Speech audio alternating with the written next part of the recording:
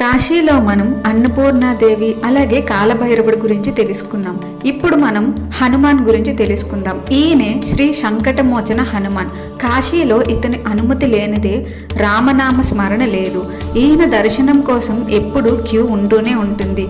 ఈ ఆలయానికి ఉన్న ప్రత్యేకత ఏంటంటే ఇక్కడ హనుమంతుడు శ్రీరాముడి వైపు చూస్తున్నట్టుగా కనిపిస్తూ ఉంటారు. ఈ ఆలయాన్ని సాక్షాత్తు గోస్వామి అంటే తులసీదాస్ గారు కట్టించారు. అందుకే ఇక్కడికి వచ్చే ప్రతి భక్తుడికి పాపాలు భయాలు రెండూ దూరం అవుతాయని నమ్మకం. కాశీలో సంకటమోచనుడు దర్శనం లేకుండా వెళ్ళవద్దు.